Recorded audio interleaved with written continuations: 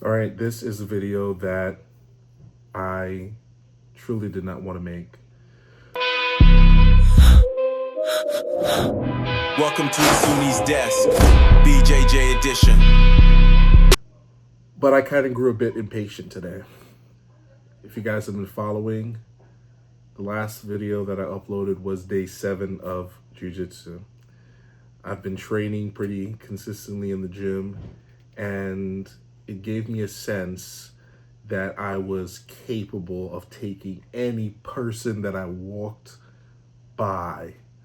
Not that that's my mindset. I prefer to tell those that I walk by about Jesus. But I just had that confidence. And I said to myself, you know what? I'm at my parents' house today. Let me challenge one of my younger brothers. So I went downstairs. He said he wasn't feeling well. I said, listen, come upstairs in a few and let's do jiu-jitsu. I'm challenging you. I went upstairs, sat down. Here he came. He was ready to go, took off his socks. I took off mine. We discussed the rules a little bit. We got into it. And this is what happened. Just defend. We're both trying to make each other. We're both trying to make each other tough. I'll defend a little bit. Okay. Let's see what you're gonna do. What's the goal here, though? Go ahead, make me tough. I don't want to exert too much. Okay. Oh, you're smart. Okay.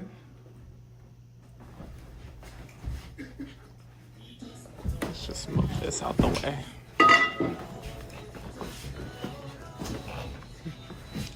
Well, there's glass above y'all. Yeah, there is Tap. lots of glass. You tapped.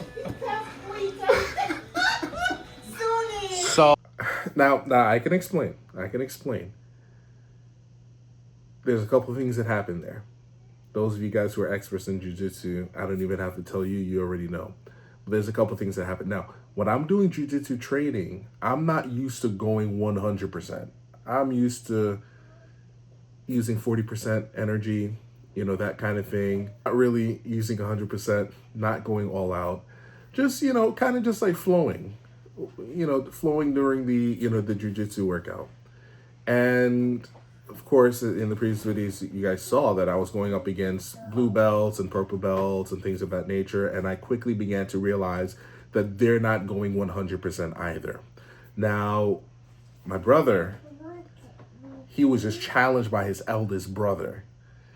This dude went, to be honest, I can't say if he went 100%. He'll have to, share whether or not that was his 100% or not. But I felt the pressure. He's been working out. This is a strong guy. Oh, how time has passed. And I just blinked. I said to myself, all right, I'm going to sit on the floor. I'm going to start on the floor. I'm going to ease into things. I'm going to, try to feel his grips and his strength and things of that nature and, kind of just like flow and go from there. And boy, was I wrong. He had no idea about flowing. This dude went from 0 to 100. We started, I grabbed his hands, I believe, for a moment.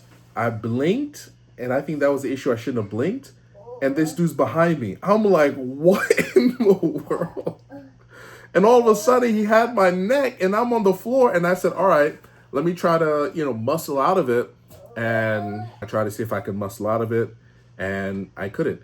I'm pretty sure this is something that I'm going to have to get used to. But for whatever reason, in these kind of moments, everything that I've learned immediately goes out the window. And I'm glad I recorded the video because when looking back at it, I realized a lot of the mistakes that I made. Number one, I should have locked his legs with my legs immediately. Got him in my guard. That would have been in that moment a half guard. I should have done that right away. I should have made contact with his wrists, grabbing hold of him. And I could have pulled him down onto me so that I can actually begin the jiu-jitsu because I didn't even get a chance to even do the jiu-jitsu. But he just moves so quick. He's young, he moves so quick, and he's strong, and he moves so quick, I couldn't keep up. Now, the second mistake that I made, it wasn't over. When he got me in the rear naked choke, that wasn't the end. There were some things that I could have done in that moment as well. I could have brought my chin down to protect my neck. I could have try to turn, like take both my arms and focus on grabbing one of his arms to take it off. I didn't even do that. I used one arm to try to, remove his arm. That didn't work. I should have committed to use two.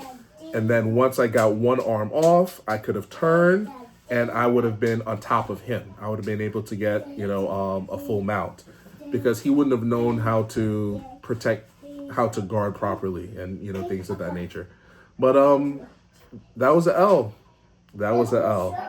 Here, no excuses. I lost. And I learned a lot from that experience, because as I mentioned before, I plan on competing.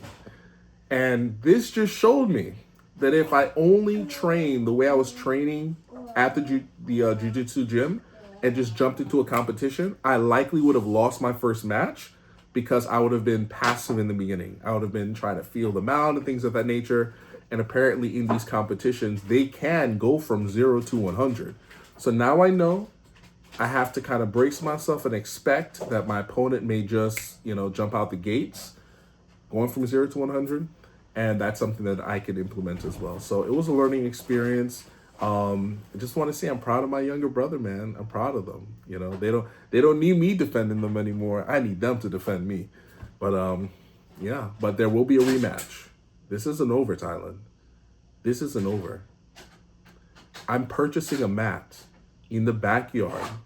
And this summer, we're going to have several jiu-jitsu sessions. There will be a rematch, and I will win. All right, you all take care. God bless. Welcome to Sunni's Desk, BJJ edition.